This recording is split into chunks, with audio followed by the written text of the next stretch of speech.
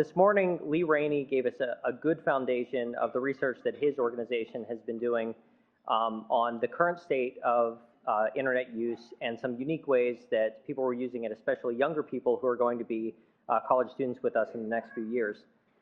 Now I'd like to turn this over to our lunch speaker, Bryan Alexander, who is the research director for NITLE, the National Institute for Technology and Liberal Education. Did I get that right? Perfect. Ooh. Okay, all right. So in Bryan's role, he basically explores the way that emerging technologies can be used in creative, effective, and sustainable ways to teach at liberal arts, a consortium of liberal arts institutions throughout the country. I first met Bryan whenever he was at EDUCAUSE.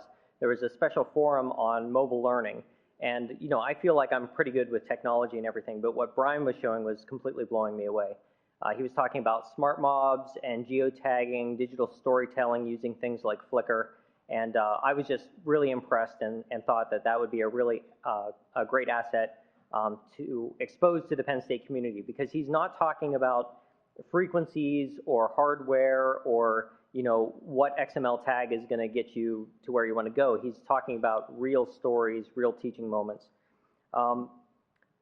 So with that, I'll turn it over to Bryan, and I'm sure he'll be fascinating.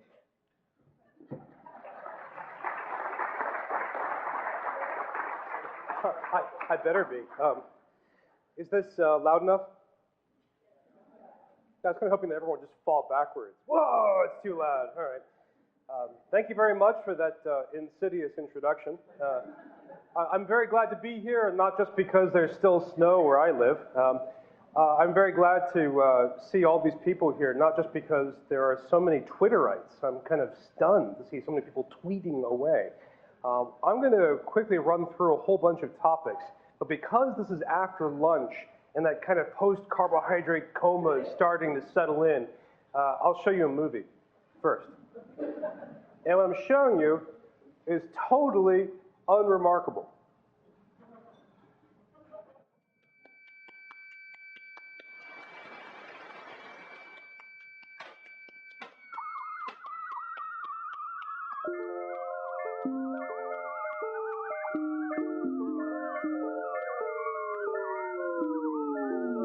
What you're looking at is a NASA visualization from 2 years ago. This describes the descent of the Huygens probe onto the surface of Titan from orbit around Saturn. This is a single movie. The orange ball in the middle is the photograph of the surface of Titan glimpsed step by step as the probe descends. Titan's shrouded in a thick atmosphere, so you can't really see it. This is the first time we got to glimpse beneath the cloud cover. On the right, that series of boxes is readouts covering altitude, magnetism, all sorts of chemical readouts. The sound you're hearing is two different tracks. That are radar imaging going back and forth. The whistling is partly composed of sounds recorded by a mic on the outside of the probe as it drops into this alien world. You see the resolutions begin to peak up as the probe is getting closer and closer. Let me speed this up a little bit so I can help you survive the drama. As you get closer, the distortion is caused by the lens. The sound pitch changes, and then that's actually a shot from the base of the probe before it died. Now I'm showing you this partly because it's so cool, but I'm showing it to you because it's unremarkable. The reason NASA survives has nothing to do with its science or technological innovations. The reason voters don't exterminate NASA like Congress frequently wants them to do is because NASA produces beautiful eye candy. That's its main appeal to the American voter who can't follow telescopic science. NASA designs these things very carefully. They assume that the average viewer would find this appealing. And when I show this to audiences, when I show this to Lee Rainey's crowd, they say, oh, cool, can I download this? Where do I play? Are there other people here? Can I see it? If you find that intimidating, don't be alarmed. I think you should in some ways. But that is unremarkable. That's part of the background of what I'd like to show you. Now, I have a PowerPoint presentation. Some of you know I like to apologize when I do that. I use PowerPoint mostly to archive screen captures. I like to present from the web, but I found that the more people watch me do that, the slower the web becomes. I think it's a scientific phenomenon. It's a kind of entanglement with the Heisenberg effect. So what I'm going to do is go through quickly. I want to sketch out a series of things that are emerging. And this is what the kind of ground that we covered in the Horizon report. So I'm going to begin maybe half of my talk talking about social media, Web 2.0.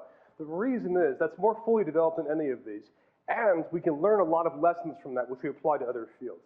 Then I want to move on to talk about mobility, then gaming, and then some emerging forms that are appearing all around that. Two themes that underline all this. One is we're going to be talking about emergence. And when you hear emergence, if you think of Stephen Johnson's work, for example, we often think of emergence in time. Last night we were talking about Twitter, and someone said, yeah, I miss the old days of Twitter a month and a half ago. Things move fast, and some things are like that. But at the same time, some things emerge in space, especially for higher education in the United States. I'm often told that wikis are emergent technologies. And I first used a wiki in 1999. The first German financial institution to roll one out for an intranet is from 1998. Wikis are not new, but they are just hitting academia in many ways. The second thing is I want to emphasize pedagogy. My focus here is to emphasize teaching and learning and how that appears from these technologies and practices. I also want to give you a little anecdote because movies work. This is a little Web 2.0 story. How many of you have seen the movie La Jetée? 1962, Chris Marker. Obviously, nobody knows what I'm talking about. How many of you have seen 12 Monkeys, the Terry Gilliam film? Right, okay, well, it's based on La Jetée. La Jetée is a very short film. It's about 13 minutes long. It is entirely composed of static photographs, with one exception, which I'll let you discover. It's a voiceover story. It's very, very compelling. It's hard to find, as you can tell from none of you who have found it. So on the web, I discovered this on a blog that I read. Those of you who follow Second Life, this is Warren Ellis's blog. He's a Reuters reporter for Second Life, very funny guy. And he quickly commented on this, copied it, and put comments on it from other people as well who remarked upon it. So I naturally hit other websites that, oh, great, La Jetée is available. And I went to Google Video, went to YouTube, I found different translations, French, Spanish, subtitled, not subtitled. Then I blogged it myself over on one of the blogs I run called InfoCult. If you have a hard time sleeping at night, please go to InfoCult. It will cure your insomnia. And I copied this, put comments on it, continued the conversation still further. Why did I mention this? Well, one reason is because we tend to perceive the web as being at the cusp of the new. But in reality, we have a love, a pleasure, a deep pleasure in archiving. We love, some people out there, some of us, like to put old things from before the web and put them out there on the web for people to see. That's an important learning. The second is, this whole flow of conversation and communication is not the kind of thing that you can do through iTunes. It's not the kind of thing you can do in a closed proprietary database. You can't do this from an Xbox. This is something which depends on a fluid, dynamic information ecology. So that's one little anecdote to get you started. Now, how do you take a look at all this stuff? We're talking about the future. We now know from academia that we have several different modes for apprehending the future. One is, of course, the reliable panic mode.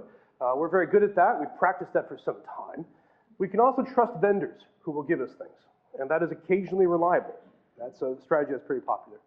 We can also use established futurist methods, like the Delphi method. What we do at Nightly is we use networks. We have people all over the world who send us requests, comments, stories, observations, anecdotes, and we try to surface how that could work.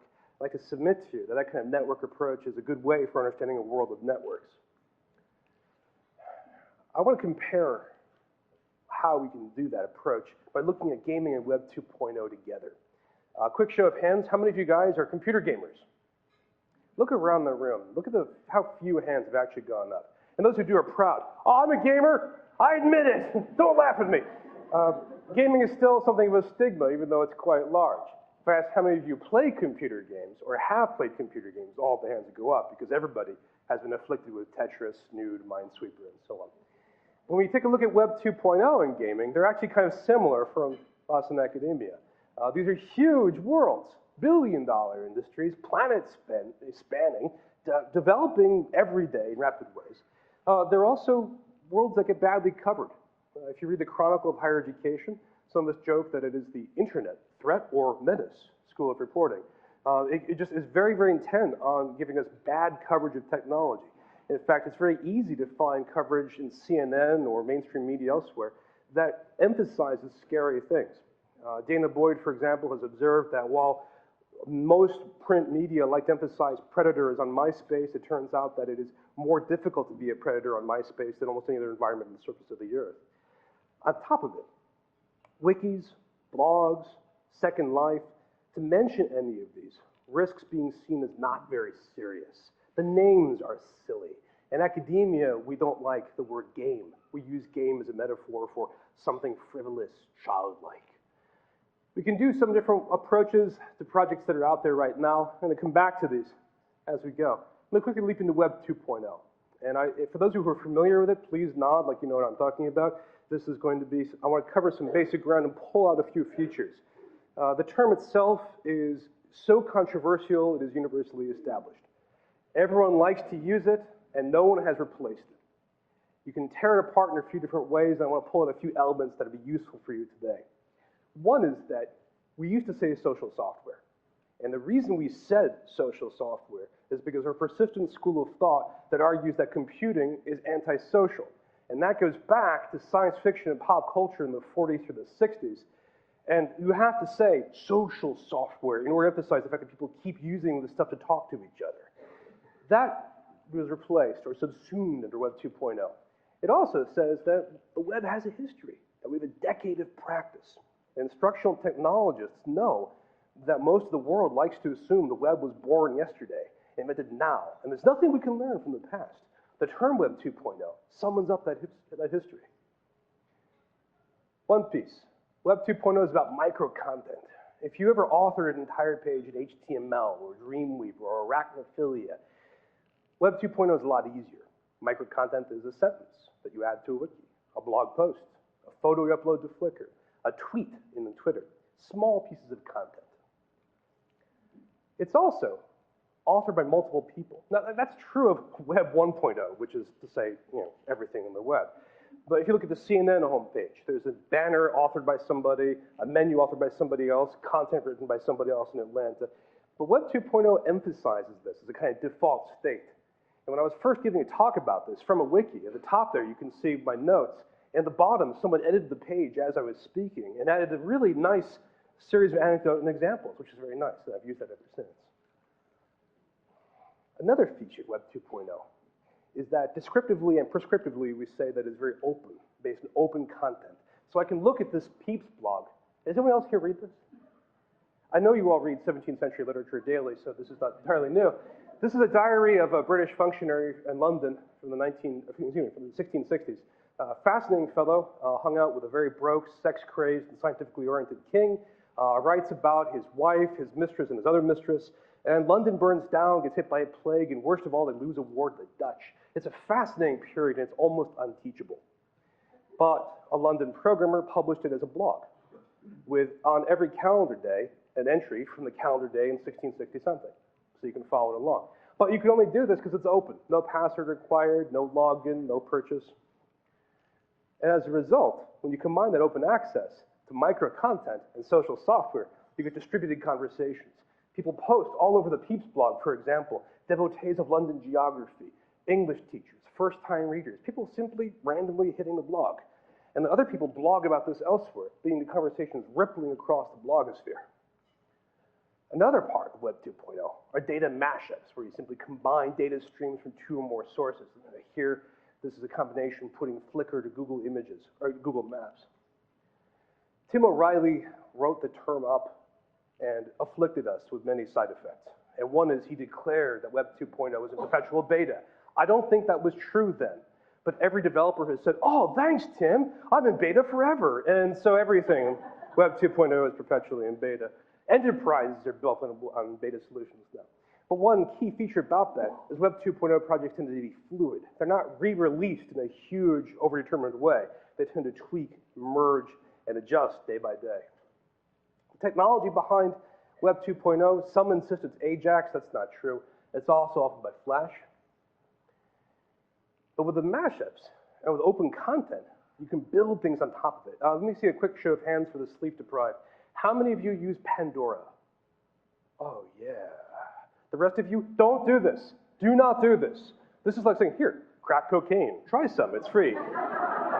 Pandora is a music site that lets you find more music, and weeks will go by and your family will abandon you. Don't do this. But it's not social, it's you versus the database. Well, the programmer thought this was pretty cool and built a social function on top of it called Last FM and Last Pandora. So you can take your Pandora music experience and afflict it on the rest of the world.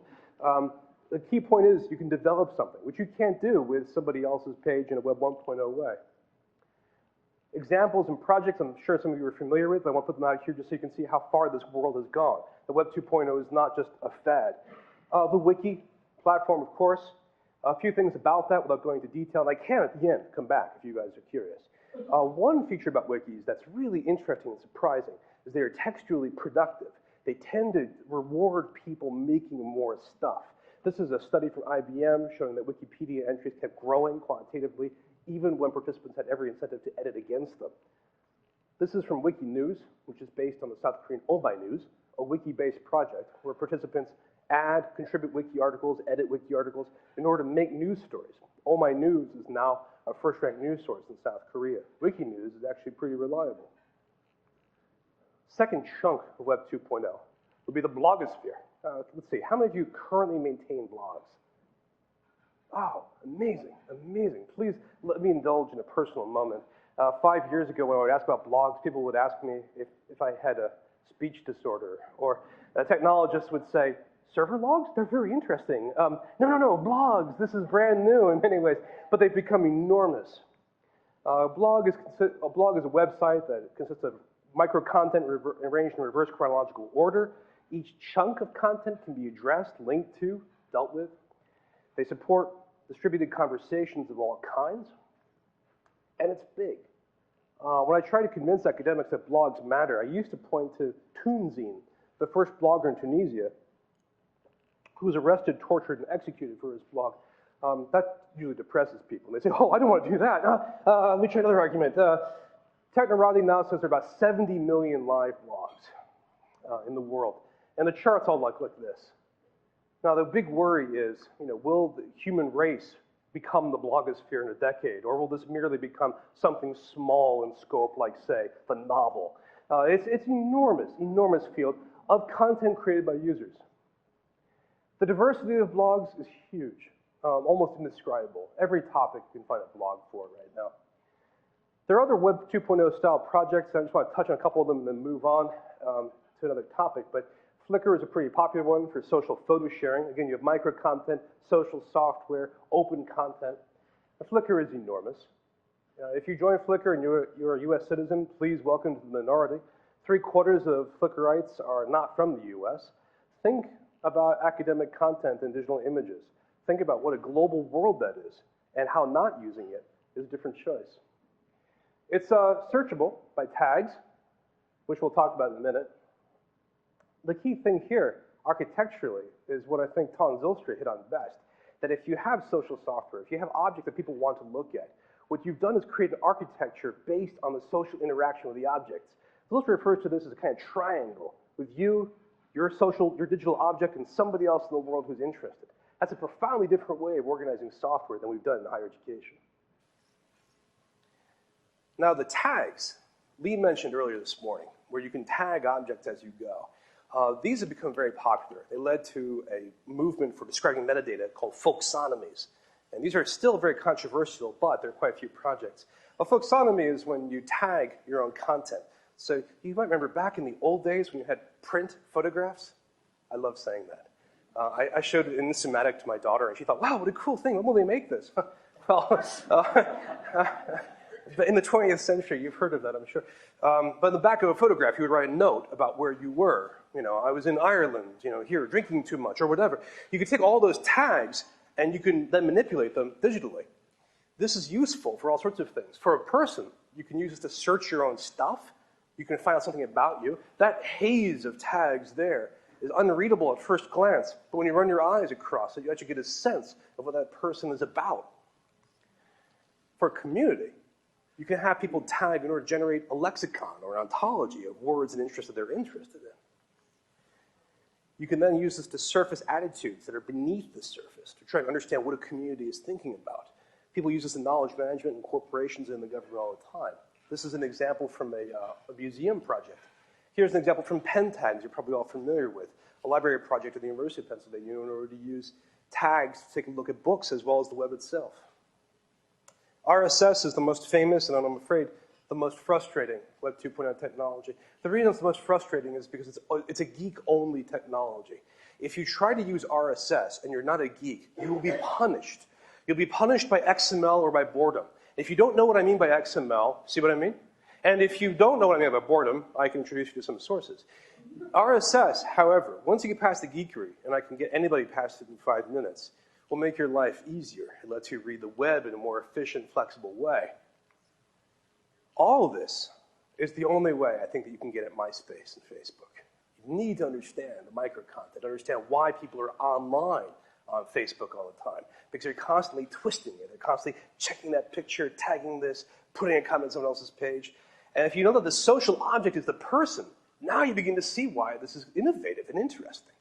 But if you think it's gone too far, you're in the wrong country. Go to South Korea and take a look at Cyworld.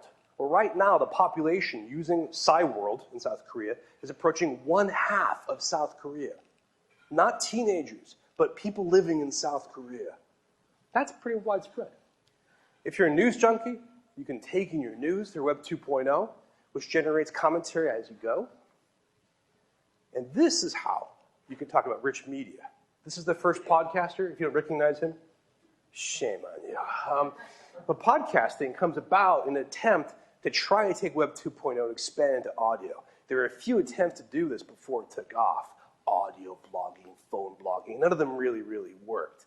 When podcasting took off, as you of course know, many of you do podcasts or listen to podcasts, all the charts go up. I don't think that's interesting. I think the words are more interesting. Neologisms always tell you something about what's going on for real. So to know about godcasting, nanocasting, pod fading. Podcasting is so old now that people have started podcasting, done it for a while, and grown tired of it or burned out. Pod safe, those who might be interested, that refers to either copyright or adult content. Welcome to American Politics 101. Pod spamming, podvertising, porn casting. Well, that's the world we live in, isn't it? There are also other audio techniques. If you don't know free sound, let me recommend it to you. This is a project from the University of Florida. People upload sounds that they record. Footsteps, rain, hammer striking CD case. And they upload to be shared and used by other people for you in your presentation or your movie. It's a pretty exciting project.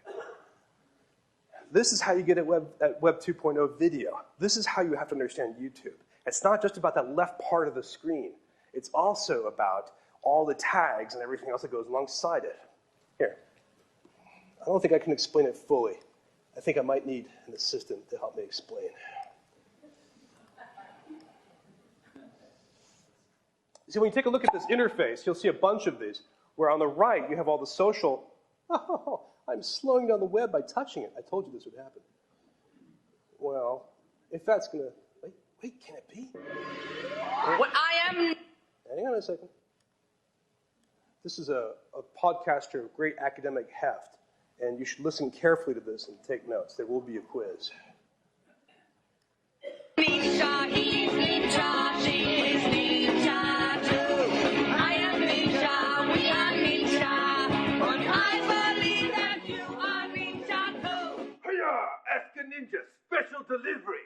What is podcasting? People over the age of 12 have asked the Ninja, what is podcasting? Right now, you've got stuff out there like TV, which is like a piece of wood. It's as interesting as watching grass grow. It's as interesting as watching wood be wood. Podcasting is active, brass tacks. On one end, you got the kid. Let's call him Jason. And he's bored. And he's sitting there going, what's cool, dude? Yes, because that's the way kids talk right now. Jason is a whale, and he's swimming around the internet, and he's in a whole pod of whales. That's where the term comes from. And they're looking to eat stuff, and the content on the internet is the brine, and it's just like, okay, there's another shrimp, and there's another stupid one video, and there's a guy yelling at a brick wall. That's interesting. And then, oh look, there's Eva Longoria juggling a chainsaw. But then he comes across us, a podcast, every week, consistent content coming at him like, yeah, yeah, yeah. And then if I kept doing that, you'd see it's on a regular basis. I go, yeah, but it was consistently coming at him like an apple pie. And if you're a whale and all you've ever eaten is shrimp, and then somebody gives you an apple pie, you're like, holy smokes, this is delicious. And then when you find out that there's a factory that produces apple pies every week, then those whales just line up outside the factory, and then we feed them apple pie. That's the simplest way to explain it. We are a factory that produces apple pies for whales.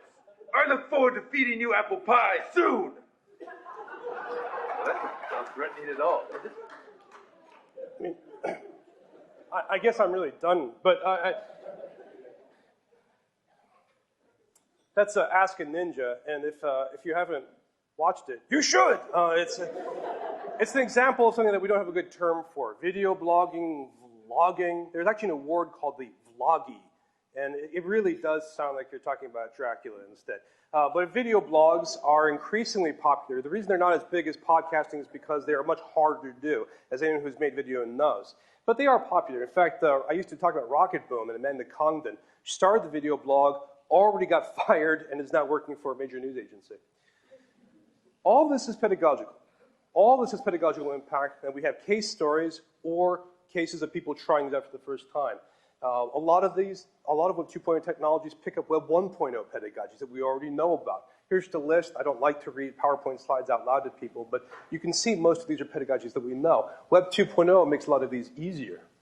You can also take pre-web technologies like journaling and media literacy, and they apply to Web 2.0 in many ways even more so.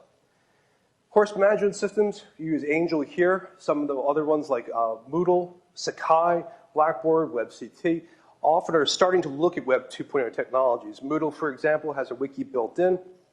Blackboard, I had a lunch meeting with the head of marketing for Blackboard who said, so tell me, Brian, what is Web 2.0? A week later, they released this. I feel guilty.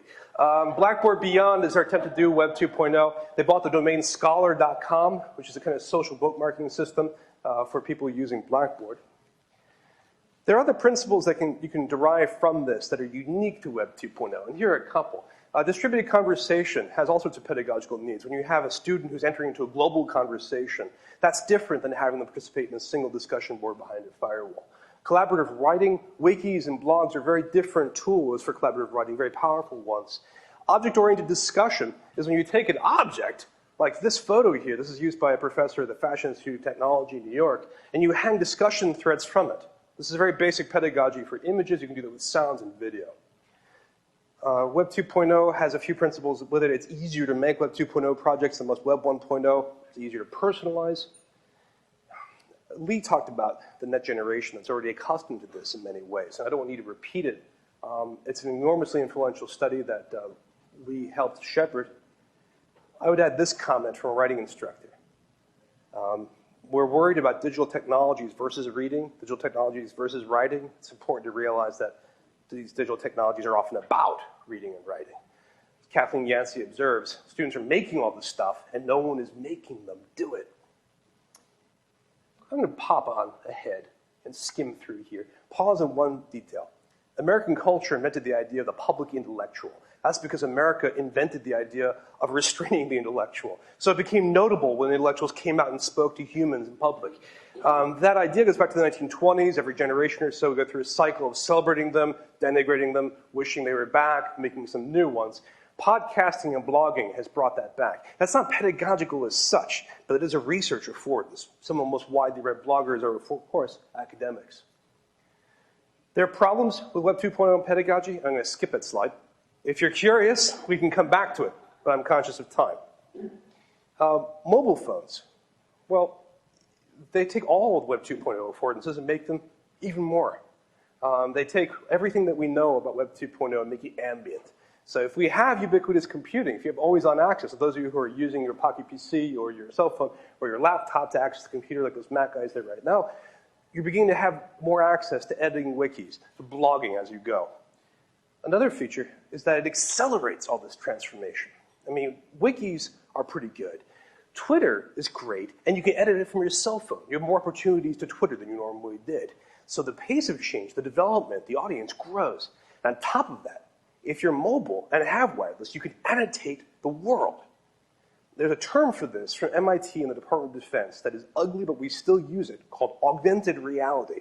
This is when you take a piece of digital information, you locate it to a physical object. There are many projects that do this right now. The most famous one is 34 West, 118 North in Los Angeles, where they have a city block, and they give people GPS phones, along with tablet PCs, walk around this block and pull down digital content chunks associated with different points in that block. So if you walk in the front door, you get the introductory text, walk around a bit here, a sound file comes down, and so on.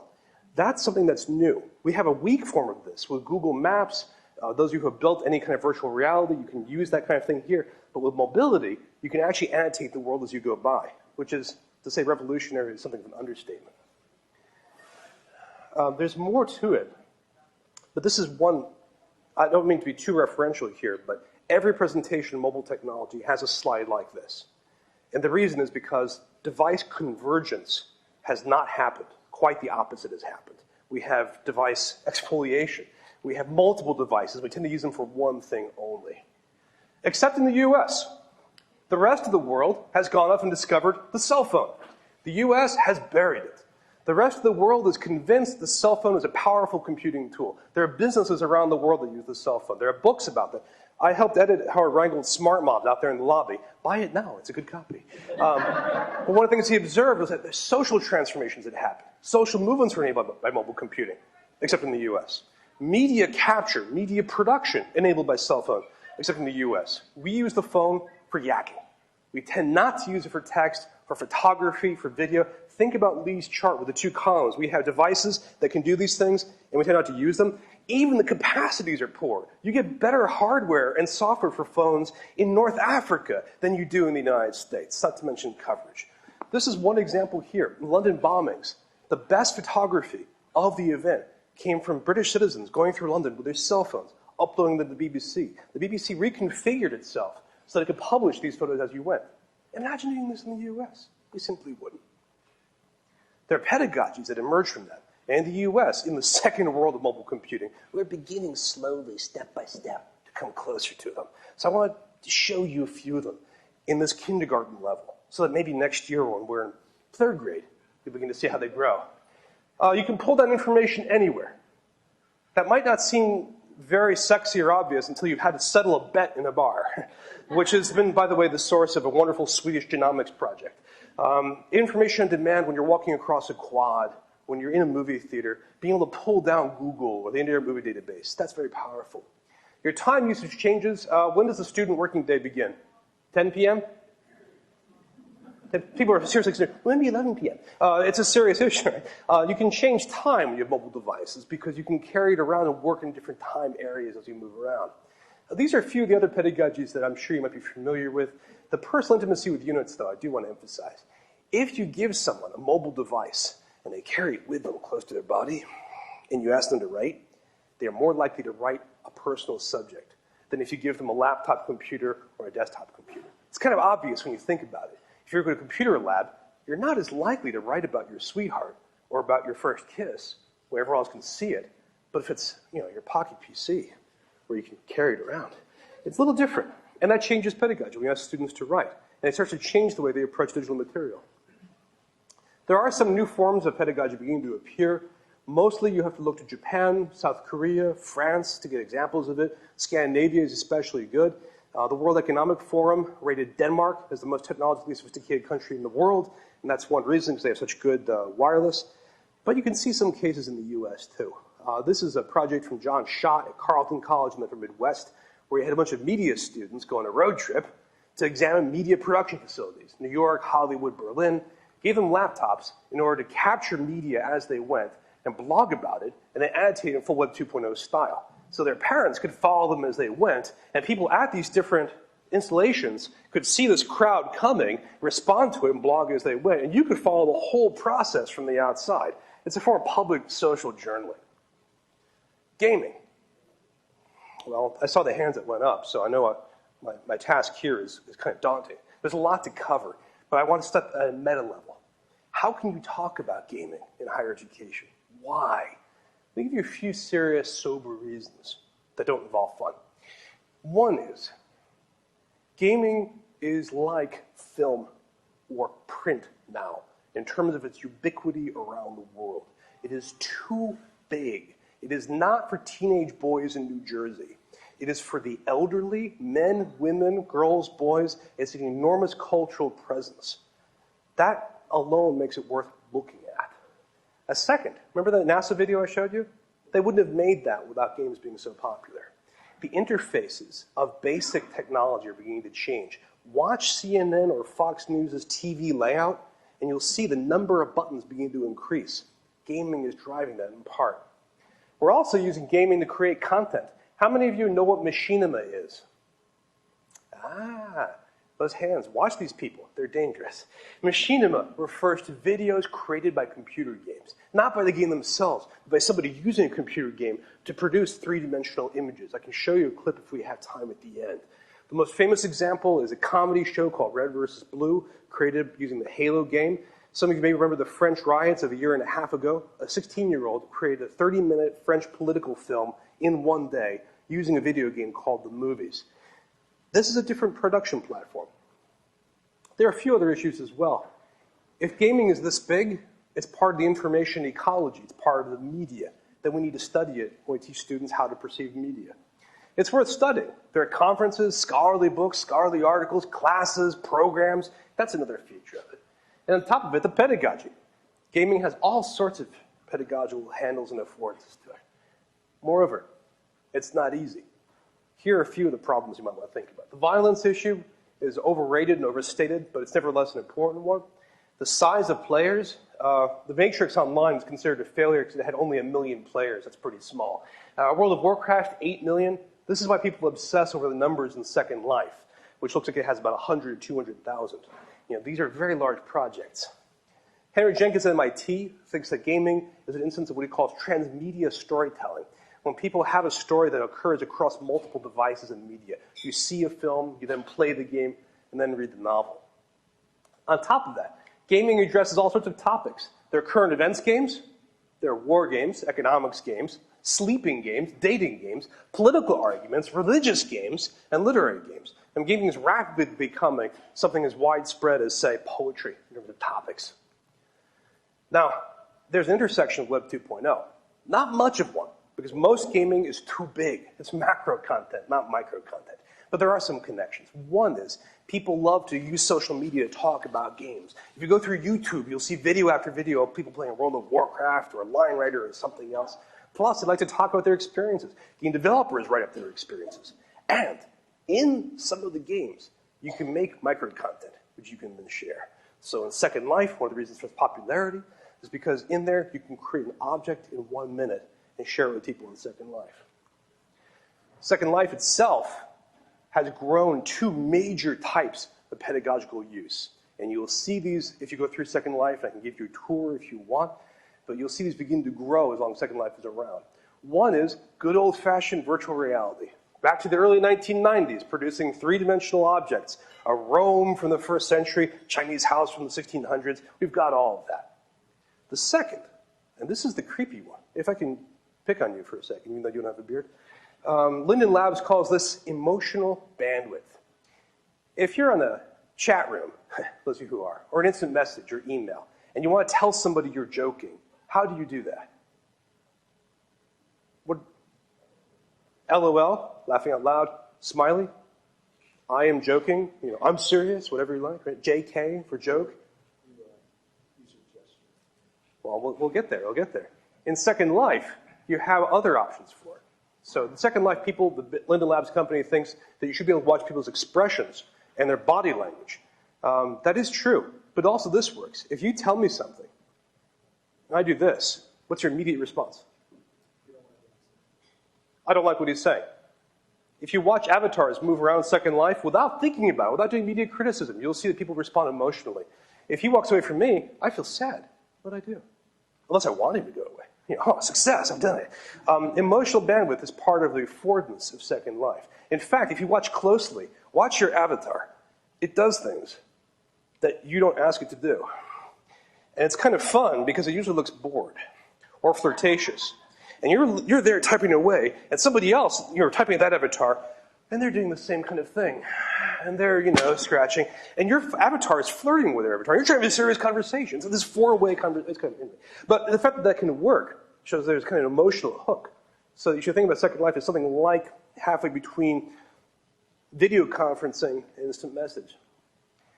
There's storytelling going on in Web 2.0 and through gaming. Do you all know Lonely Girl 15? This is a story told through YouTube where you take micro-content and you release it socially. But that's not a very impressive one. What's really impressive, and if you ever feel that you are too geeky, please take a look at this. This is the Web 2.0 game forum. This is a very avant-garde form of gaming and storytelling, and I recommend taking a look at it because this is fascinating and complex. Anyone here play alternate reality games? Okay, watch these guys. These are truly dangerous, odd people. And brilliant. Alternate reality games are web-based games that take digital content, distributed throughout the world, but without telling you that it's a game. This can be websites, email messages, ICQ messages. It can be physical objects mailed to you. It can even be located in the physical world. The most famous one was built for the Steven Spielberg movie AI, which had ultimately about 100,000 people playing it. There is one right now being designed for Nine Inch Nails for their new album. There's a political one that's due to be released later this month. These are played collaboratively by hundreds of thousands of people around the world. They're puzzle-based and of great complexity. I can tell you more about them, but I just want to put this out there because this is an emerging form of storytelling that is already creating businesses and educational models. People study these in class and now are starting to make them. We close out with a visual. Every form of art is based on some kind of limitation, some kind of artificial constriction. We like to do that. We like to have a haiku with a certain syllabary. We like to have poetry with a certain number of lines that you can do. We do this with digital media in all sorts of ways. Here's one example. Flickr has a group called Tell a Story in 5 Images. That's how you do it. You submit 5 photographs. The only text allowed is the title, nothing else. Can't be 4, can't be 6. It's like Monty Python, right? The number of the images must be 5, it cannot be 3. And you tell a story. Let me show you one. This is, the only text is called gender miscommunication. Can you see this okay? I'm sorry, I keep blocking you. I'm sorry. I'll go over here and block them. This is the first image. Second image. She's looking a little sad. Third image. And suddenly he's doing something in this fourth image. She's looking, what, scared? Anticipating? Fifth image. One of the things I like about this is if you go back to you see the first one? See the couple back there? They kind of fade out, but then they come back as a kind of counterpoint. They're going at it, And you don't need any text to describe this. And could you have done this with HTML? Yeah. Could you have emailed this to somebody? Oh, absolutely. But A, Flickr makes this a lot easier to do. Again, the ease of entry, micro-content, all you're uploading are individual photos. And B, it's social. Check this out. This is commentary for something else. Every one of these, object-oriented discussion, has a comment thread hanging from it. So here, we have a series of responses to another story, where one person, Gustavo G, says, consider the same photos in a different order. 1, 5, 2, 3, 4. Okay. Somebody else, Violet Danger, interprets it. And then at the bottom, Moliere1331, is the author and explains what she had in mind. It's a workshop. It's a social workshop. So that people get feedback, you get to learn about photography and about storytelling. Now you could do this with Web 1.0, but it'd be damn hard. This makes it easy as can be. And if you want, there's more stuff here. If you want Violet Danger, that's interesting interpretation. Who is that? Click on it, see her photos, and so on. This is a new form of storytelling. Is it pedagogical? Well, I hate to do this, but I have to mention my daughter. This is Bryan Alexander. She's now 12, going on 30, and not a geek, not a technologist. She likes to read fantasy novels. She likes to berate her 6th grade classmates for not being feminist enough. She likes to terrorize her younger brother, of course. And she uses technology without thinking about it. She started a blog because she wanted to talk about fantasy novels. It wasn't fast enough, so she started a multi-wiki page. She invented a game which she plays with 2 friends across the United States, a storytelling game through the wikis. I have done nothing with this. I just watched this go by. But she took a class online in WebCT, which is a course management system, and found it almost unusable. I was asking her about it, watching her carefully. Turned out that interface is about 5 years old. She doesn't use that. It's hard. It's not very Web 2.0-ish. It's not fun. There's something off with the design of that. Her world now has advanced way beyond that. So here's a provocation. If we design for Lee Rainey's generation of rising kids, are we actually designing for them? Or are we carrying over all these older technologies and pedagogies? Are we doing that thoughtfully? Second provocation. This is a slide from the computer scientist with the greatest name in human history, Valdez Krebs. I wish I was named Valdez Krebs. I tried to get that in Second Life and they wouldn't let me. He's a computer scientist who does wonderful work. It's OrgNet. I recommend it highly. He does a lot of work about network analysis. And this is a project, I think you can't see all the titles. Let me just explain. You know, on Amazon.com, aka 1/3 of my income, there's the recommendation system. People who bought this also bought that, also bought that, also bought that. You still have money left, Brian. You could spend it, buy this too, right? So what he did was he went through in 2003, 2004, 2005, and tested the echo chamber principle. That is, to what extent is the web an echo chamber? You know, you want to blog about your pizza making school and nobody else, especially not that Republican lawyer over there. You want to have that over there, right? So he went through Amazon, because it's open, and found all these books. And if you look at the left, it tends to be liberal left Democrat books. The Buying of the President, How Much Money War Daddy, Noam Chomsky, Michael Moore, and so on. And those are all linked together, right? People who bought this also bought that. On the right, you've got Bill O'Reilly, Ann Coulter, more Bill O'Reilly, Rush Limbaugh, and they're all linked together. And in the middle are about 3 books out of 90. Now, this isn't really a good test of the echo chamber. People have found that in reality, bloggers actually like to link to people they despise. So you can actually go through back and forth. But this is a good description, I think, of American political polarization. I don't think that's very deep analysis, but you can see that. My question is, when we take a look at Web 2.0, put that on one side, just of this model. When we use closed databases, when we have students publish to a class-only environment for whatever reason, aren't we creating 2 different worlds? Aren't we separating out 2 different information architectures, 2 different sides? That's a kind of grim note to end on.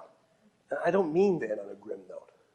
But I do want to provoke you and ask you, as Web 2.0, it's not emergent. It's already emerged. It's a planetary creature. It's huge, and most of you are already part of it in some way. In fact, if you Google, you're already using Web 2.0, because Google loves blogs. Because blogs hyperlink like mad, Google rewards hyperlinking. Even if you're not searching for blogs, if you search for stuff, you're increasingly likely to find blogs as an entry. That is a triumph, in many ways, of human creativity and sociability. Now, I want to pause here, because I'm ranting too much, and I want to take questions and comments. How am I doing for time, Al? You're about up. About up. So, one quick question. Do we have time for a quick question? One quick question. People are all standing there like, yes, please. Do you have hope for the future? I mean, you're in a kind of scary world right now that we have. People want to communicate with people that are ideas. Can you hear her? Perfectly attired in pink, by the way, for that question. Do I have hope for the future? Well, I have a dark hope, or a dark worry, and a hope. The dark worry is we have lots of policy that makes these things even scarier. Every year, Congress considers a law to criminalize MySpace, block Amazon. I mean, we've gone through this every single year. Most of the political candidates running for office are very keen to bash computer games. I think a lot of digital media are suffering from our lack of respect for the First Amendment and for some of the other amendments, and also for copyright. Those worry me. But what I do love is the fact that more and more people, as Lee mentioned this morning, are creating content. The students are increasingly published authors, and they're making their own stuff, which often means they're their own copyright authors. That we're watching the renaissance at a planetary level of something like a global village for the first time that we can participate in. And the kids are the ones who are driving it. Man, that's something I'm very optimistic about. Good question.